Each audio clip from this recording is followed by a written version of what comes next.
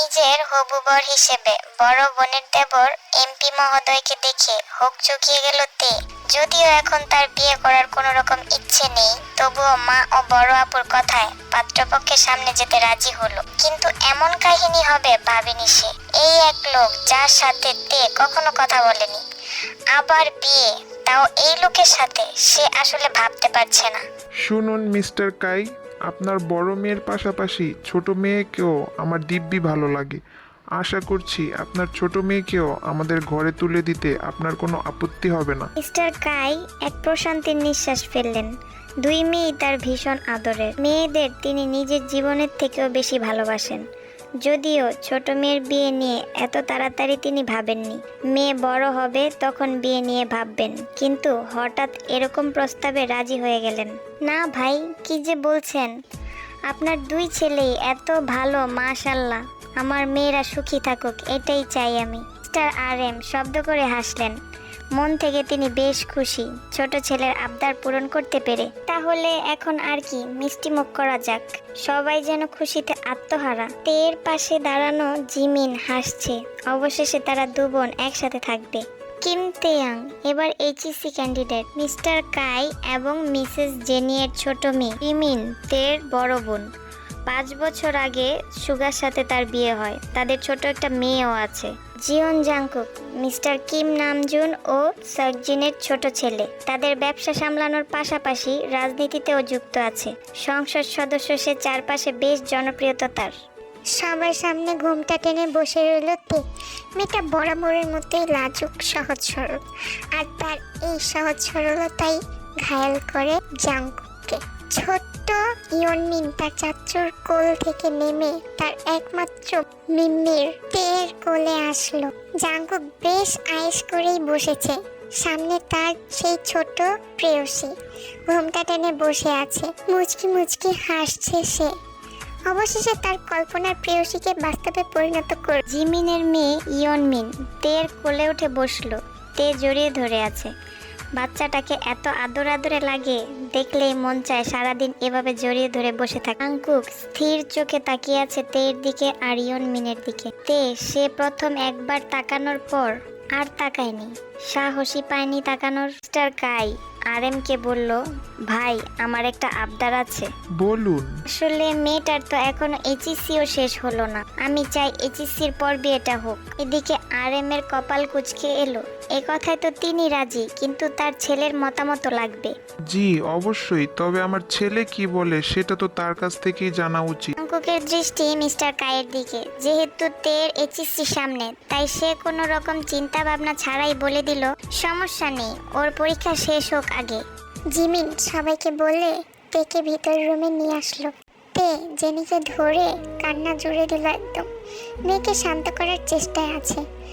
তের মনের ভিতর এক অজানা কষ্ট এসে হানা দিচ্ছে। 2 মাস পর এইচএসসি, তারপরেই তার বাবার বাড়ি ছেড়ে শ্বশুর বাড়িতে পাড়ি জমাতে হবে। জিমিন বিরক্ত হয়ে গেল। কোথায় তে খুশি হয়ে হাসবে, তা না আরো কাঁদছে তার মাকে ধরে। মায়ের থেকে ছাড়িয়ে নিয়ে তেকে সোজাসুজি দাঁড়া করালো। কাঁদছিস কেন বোন? আপু আমি বিয়ে করব না। জিমিন বিরক্ত এই কথা শুনে শুনে। সে রাত থেকে শুরু করেছে বিয়ে করব না, বিয়ে করব না।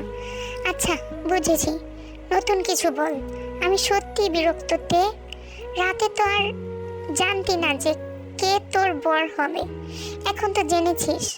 এখন বল কেন বিয়ে করতে চাচ্ছিস না? আমার দেবরকে কি তোর পছন্দ হয়নি? তে নাক টেনে বলল, উনি কখনো আমার সাথে কথা বলেনি, বছরে 2-1 বার, আর টিভিতে ছাড়া কখনো দেখিও নি। মানুষটা তো আমার সাথে কথা বলতে আসেনি, আবার তিনি পলিটিক্স করে। আপু তুমি জানো না আমার পলিটিক্যাল লোকদের ভালো লাগে না। সব কিছুর ঊর্ধ্বে একটা কথা বলি, আমি তো জাংকুককে 5 বছর ধরে দেখেছি, যথেষ্ট ভালো ছেলে। হ্যাঁ মানছি তোর সাথে কথা বলেনি কোনো দিন, কিন্তু মনে মনে তো ঠিকই ভালোবেসেছে। না হলে কি আর বিয়ের জন্য তোকে পছন্দ করেছে? আর পলিটিক্স বাদ দে, তোর জিজুও তো এসব করে। আমার সাথে কি তার কখনো কিছু হয়েছে? আমার তো পলিটিক্যাল লোকদের ভালো লাগে না। তুই তো আমারই বোন, তাহলে তোর সাথে আমার এত পার্থক্য কেন বলতো? তের কানে শুধু ওই ভালোবাসার কথাটা ভাসছে। মানে কি, ভালোবেসেছেন অথচ বলেনি কখনো? এটা আবার কেমন কথা? ভেবে পায় না তে। ভালোবেসেছেন কখন থেকে? আশ্চর্য, আমি তো জানি না। জিমিন তের মুখ চেপে ধরলো। তাদের মা এখানে দাঁড়িয়ে আছে তো এই খেয়াল কি ওর নেই? জেনি রুম থেকে বেরিয়ে গেল। দুবনের এসব কথায় তিনি থাকতে চান না। ভালোবাসার কথা একটু পরে বলতে পারলি না? মা শুনেছেন তো, তোর জন্য আমার এই ইমেজটা নষ্ট হলো। তে ভ্রু কুচকালো। এ কি, তার বোনই তো সবার আগে এই কথা বলেছে। এখানে সম্পূর্ণ দোষী সে। কি সুন্দর নিরীহ ছোট্ট বোনটাকে ফাঁসিয়ে দিল। তে মিনমিনিয়ে করে বলল, তুমি তো আগে বলেছো কথাটা। আচ্ছা হয়েছে, চুপ কর। এ নিয়ে আর একটাও কথা বলবি না। বিয়ের পর তার মুখ থেকেই শুনিস। আপাতত রাজি হয়ে যা। তের মন সায় দিচ্ছে না, সে কিছুতেই মানতে পারছে না। সবাই সবার মতামত নিয়ে রাজি হয়ে গেল।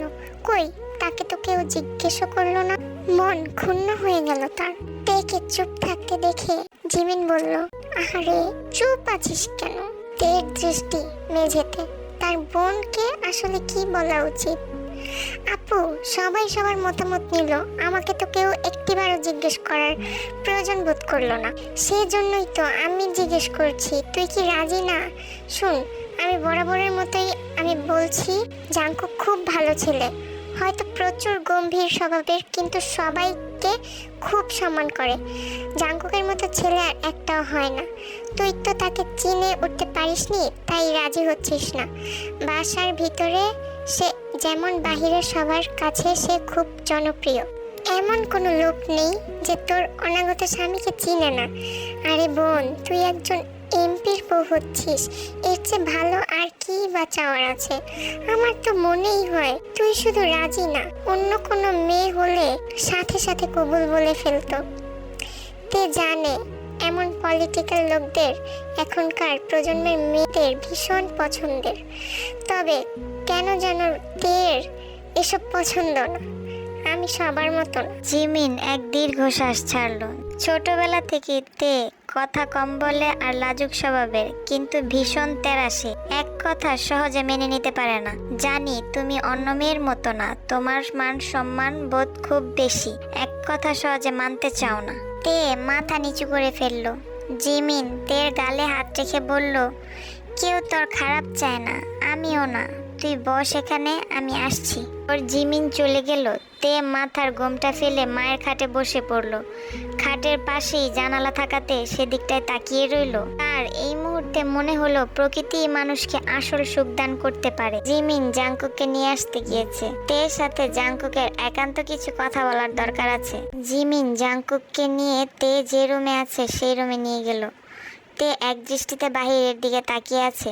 মৃদু বাতাস যে তার ব্যক্তিগত প্রেয়সীকে ছুঁয়ে দিচ্ছে, সে খেয়াল কি আছে তার? দরজার বাহিরে জিমিন আর জাঙ্কুক দাঁড়িয়ে আছে। জিমিন জাঙ্কুককে নিয়ে তের সামনে দাঁড়াতেই সে ভয় পেয়ে গেল। তাড়াতাড়ি শাড়ির আঁচল টেনে মাথায় দিল। জাঙ্কুক তীক্ষ্ণ দৃষ্টিতে তাকিয়ে আছে, চোখ মুখে একরাশ গম্ভীরতা। শুনুন দেবর সাহেব, জাতির মন তো আপনি আগেই পেয়েছেন, এবার আপনার হবু বউয়ের মন পাওয়ার চেষ্টা করুন, না হলে আপনাকে আমি এত বড় এমপি হিসেবে মানতে নারাজ থাকবো। সংসদ সদস্য হয়েছেন, এবার বউয়ের মনের সদস্য হওয়ার চেষ্টা করা উচিত আপনার। তে মাথা নিচু করে আছে। তার বোন এসব কি বলছে? লজ্জা লাগছে তো।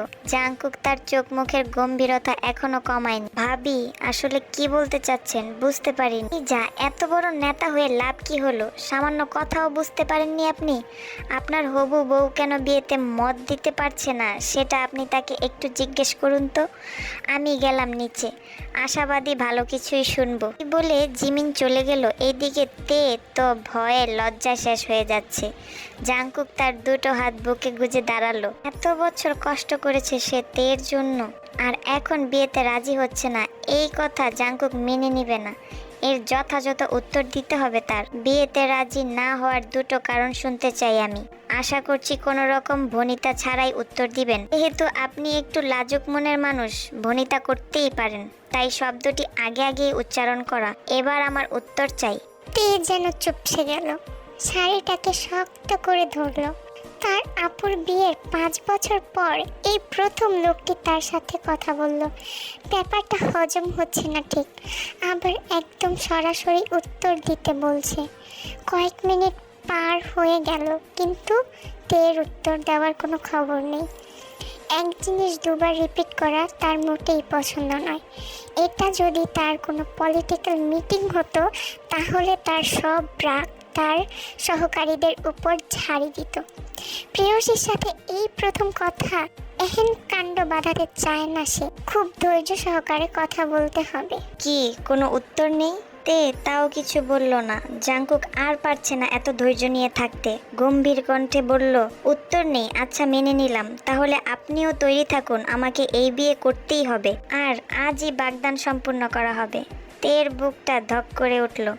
এমনটা তো হওয়ার কথা ছিল না। কি যে বলছে এই মানুষটা, ভেবে পায় না সে। অবশেষে তে মুখ খুলল। আপনি যে পলিটিক্স করেন এটা আমার পছন্দ নয়। আর তে মাথা নাড়ালো। আর কিছু বলার নেই তার। জাংকুক তের বরাবর চোখ রেখে বলল, তা আমার রক্তের সাথে মিশে গিয়েছে, ছাড়তে পারবো না। আর একটি উত্তর পাইনি। আমি কিন্তু দুটো কারণ জানতে চেয়েছিলাম, একটি দিতে আপনি পারেননি। তাহলে ধরে নিন আপনাকে আমার জীবনসঙ্গী হিসেবেই কাটাতে হবে। ধন্যবাদ, আসি এখন। জাংকুক চলে গেল নিজের উত্তর দিয়ে। অপর পার্শ্বের মানুষেরও তো মন্তব্য শোনা লাগবে। নিজের ভাষণ শেষ আর চলে গেল। তে জাংকুকের দিকে চেয়ে রইল। যা বুঝলো তার আপুর কথাটি ঠিক। প্রচুর গম্ভীর লোকটা। তে আবার খাটে বসে পড়ল। এখনো তার এইচএসসির 2 মাস সময় আছে। এই 2 মাস সে দেখবে নিজের মনকে পরিবর্তন করতে পারে কিনা। কিন্তু আজ বাগদান সম্পূর্ণ হবে, এটা আর হজম হলো না তার। হাঁটু মুড়ে তাতে মাথা দিয়ে বসে রইল। এক নতুন জীবনের সূচনা হবে হয়তো আজ। তে আর জাংকুকের বাগদান সম্পূর্ণ হবে আজ, সেই হিসেবে প্রস্তুতি নেওয়া হচ্ছে। কাই নামজনের কথাটি মেনে নিলেন, যেহেতু জাংকুক আর তিনি তার আবদারটি রেখেছে। অবশ্য নামজন জেনির কাছেও জিজ্ঞেস করেছিলেন, তিনিও সম্মতি দিয়েছেন। সবার মনেই খুশির জোয়ার বইছে। কাইয়ের কষ্ট হলেও তিনি কাউকে বুঝতে দেয়নি। সন্ধ্যায় সুগা তার মাকে নিয়ে তেদের বাসায় আসে। জাংকুক চায় তার জীবনের এই শুভ মুহূর্তে তার মা যেন তার পাশে থাকে। জিন এসেই সবার আগে তের কাছে গেল। তে তার মায়ের ঘরে এক কোনায় চুপ মেরে বসে আছে। সবাই সবার মতামত নিয়ে রাজি হলো, কিন্তু যে সংসার করবে তাকে কিছু জিজ্ঞাসা করলো না। না, এই বাসায় তের কোনো দাম নেই। আজ বুঝলো সে, আজই কেন বাগদান সম্পূর্ণ করতে হবে। 2 দিন পরে হলে কি হতো? তখন জাংকুকের কথার যথাযথ উত্তর দিলে হয়তো আজ এমন দিন দেখতে হতো না। আনমনে বসে তে ভাবছে এইসব। আসবো তে। কারো কণ্ঠস্বর শুনে দরজার দিকে তাকালো। জিন দাঁড়িয়ে আছেন। তাড়াহুড়ো করে উঠে দাঁড়ালো সে। অপ্রস্তুত হয়ে বলল, আসসালামু আলাইকুম, আসুন আন্টি। জিন হেসে ভিতরে ঢুকলেন। হাতে কিছু ব্যাগ। তের জন্য সামান্য জিনিসপত্র নিয়ে এসেছেন। তার একমাত্র আদরের ছোট ছেলের বউ বলে কথা। কেমন আছো মা? ভালো আছি আন্টি, আপনি কেমন আছেন? এই তো মা, ভালো আছি। মুখটা এত শুকনো শুকনো লাগছে কেন বলো তো? খাওয়া দাওয়া করো না ঠিক মতো? তে মাথা নিচু করে ফেললো। জিন তের বিষয়ে আগে থেকেই অবগত তিনি। মেয়েটা যে বড্ড সহজ সরল লাজুক স্বভাবের এটা তিনি জানেন। একদিকে তার ছেলে গম্ভীর টাইপের, আর অন্যদিকে তার বউ কম কথা বলা। এই দুজনের আসলে ভবিষ্যৎ হবে কি তা বোঝা দায়। অনেক দিন তো হয়েছে আমাদের বাসায় যাও না, কেন যাওনি? তে নিচু স্বরে উত্তর দিল, আন্টি সামনে তো পরীক্ষা, তাই কোথাও তেমন একটা যাওয়া হয় না। জিন হেসে বললেন, পরীক্ষার পর যাবে তো? তে মাথা তুলে তাকালো জিনের দিকে। তার আসলে এই মুহূর্তে কি বলা উচিত ভেবে পাচ্ছে না। পরীক্ষার পর তো আমাদের বাসায় একেবারের জন্য চলে যাবে। থাক, এর উত্তর আমি না হয় বলে দিলাম। জি। জিন কিছু বলবেন তার আগেই জিমিন এসে হাজির। কোলে আবার ইয়নমিনও আছে। মা, আপনি কিছু না খেয়ে একদম উপরে চলে এসেছেন তের সাথে কথা বলার জন্য। আসুন কিছু খাবেন, চলুন। জিন জিমিনের কোল থেকে ইয়নমিনকে নিল। আমার নতুন পুত্রবধূর সাথে একটু আলাপ করছিলাম। আর ইয়নমিন তোমার কোলে কেন? ওর বাবা কোথায়? এই কেমন বাবা যে নিজের মেয়েকে কোলে নেয় না? সে কি দেখছে না তুমি কাজ করছো? ওকে নিয়ে কি পারো এত কিছু করতে? না মা, আসলে সে তো অফিস শেষ করে আপনাকে নিয়ে সোজা এ বাড়িতে চলে এসেছেন, টায়ার্ড হয়তো। অবশ্য বলেছিল মেয়েকে তার কোলে দেওয়ার জন্য, আমিই দিইনি, রেস্ট করুক একটু। জিন তেকে নিয়ে নিচে আসলো। নিচে সবাই বসে কথা বলছে। হঠাৎ জাংকুকের চোখ গেল তে ও তার মায়ের দিকে। তাড়াতাড়ি নিজের ফোনটা বের করে একটা এত সুন্দর মুহূর্তের ছবি তুলে ফেললো। কি সুন্দর করে তার প্রেয়সী নামছে। মেয়েটাকে খুব বেশি সুন্দর মনে হলো জাংকুকের কাছে। মায়া মায়া প্রেয়সী তার।